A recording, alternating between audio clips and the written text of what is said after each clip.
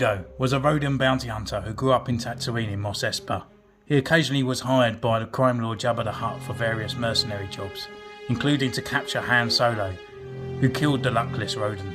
Hello and welcome to Centurions Corner, and today we are reviewing, finally on the channel, Star Wars The Power of the Force, Greedo. Now this is a re-release that they brought out a little while ago, and I missed out on the first initial kind of wave. I actually picked this up on Hasbro Pulse. Again, it was this sort of premium price of these figures that put me off this guy, because it just comes with a pistol. But I just knew I had to have Greedo, otherwise I'm going to miss out on him and I have to wait for even a longer time to get him. And I always wanted this guy on my shelf, so I had to bite the bullet. I had to go down that route and pay that premium price. But yeah, it just looks absolutely fantastic. I love this old Power of the Force card. It's just absolutely reminiscent of those 90s, seeing those figures come back out after sort of like a time when Star Wars just kind of died out as a kid.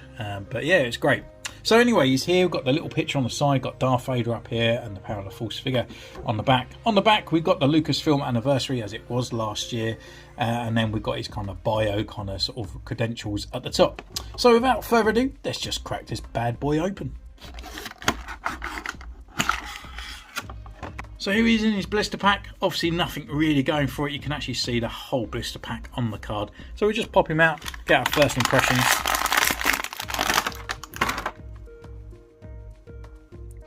It looks really good. The actual sculpt of it, even though it's like a quite an older figure, I think it came out in sort of 2013, 2014. So yeah, it just looks really nice. Looks really good. So I'm going to go away, take some pictures, and we see you in a moment.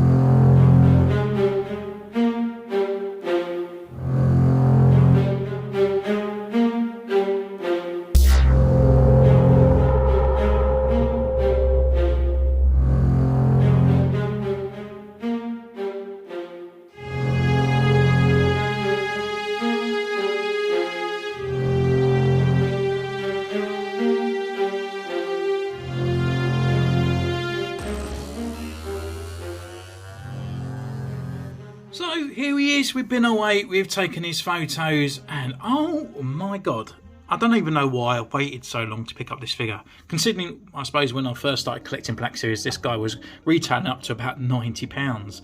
And then they just brought him out in the Kenner kind of one, which was in that horrible lime green. And I thought, is this the only way I'm going to get a Greedo? So I held off, and then this Power of the Force one come out. And then it was quite hard to get hold of again, and at the retail price of near enough £30 for just a very standard character kind of put me off. But I just knew I needed to get him down the line because he was just going to disappear again, and I'm so glad I did. Just look at him. He looks like an actual model. He looks like a model, not a Black Series character. It just looks really, really good. It's really detailed, and I'm so glad I actually picked him up. He only comes with one accessory, and it's just this tiny little blaster here. But look at that wash. It's got a black on there. It's got a silver wash on there. I don't think there's anything different compared to the older figure. And this just really shows you where the quality of the figures, yeah, the sculpts and the sort of articulation is a lot better. But the actual paint applications and the paint job on these guys has really gone down. And you can really tell when you actually pick up these older figures, which are kind of more like the archives. So you can take that gun out of his hand, and then that actually fits into his little blaster holster down here. Articulation wise on this guy, yeah, it's not great. It's the old style. So we've got left, we've got right, we've got that old sort of joint down and up. There's no other neck movement in there apart from left and right. Arm comes up this far. We've got full rotation all the way around, but it just gets a little bit odd when you start bending his arm around. The shoulder kind of drops down a little bit because these are really quite rigid arms. There's no other sort of swivel in here apart from the actual elbow and a one elbow bend that goes up to 90. We've got the rotation here at the wrist, and it's on a hinge. Ab crunch is just here, left, right, doesn't really do much back either. Leg wise can come up this far, forward, back. We've got upper thigh rotation just in here. We've got a double knee joint with the pins, and then the rocker and the pivot at the ankle. But that's it. That's all you kind of need for this figure. It's just a little backgrounds guy. He can sit down, he can do all the stuff that Greedo needs to do. But it's just where this one really comes to life. It's just that really nice kind of face on there. The sculpt on there is really good. The silvery kind of purple eyes looks great. Yeah, I mean, there's not much They could have probably put an extra few green paints there to sort of like maybe sort of make the head stand out a little bit more, but I really like it. It's a really nice green. The body itself, we've got this kind of orange overcoat that we always have, got the nice kind of stitching details, etc. But the actual undersuit itself, look at this sort of like turquoise, and we've got all this kind of dirt that's all built in the creases and stuff. It looks really nice. It really brings out the character, especially when you're sort of posing them around. The hands, we've got the long sort of Greedo fingers, really long kind of extension parts on here and coming around to this side, but it holds the gun really well, so it doesn't really get in the way. The belt, look at that, look at the paint detail on that, and the actual leathering effect with the silver and the buckles all painted all the way around. You just don't get a figure. Let me just see if I've got one to the side. And this is kind of like where I keep seeing like the Black Series figures have really gone down. Look at that belt detail. Like, it's just, this looks really plasticky, kind of almost reminds you of Teenage Mutant Ninja Turtles from the 90s. And then look at that. If that was on there, she would look 10 times better straight away. It just looks really good. And when you go around to the back, nothing's painted. There's no silver applications on there either. So yeah, going back to these figures, yeah, we've got a little bit of paint spillage and stuff on there, but I'm okay with that. Going down, we've got even more of that sort of wash all over the legs, and all the wrinkles are in the right places. And look at that wash inside there.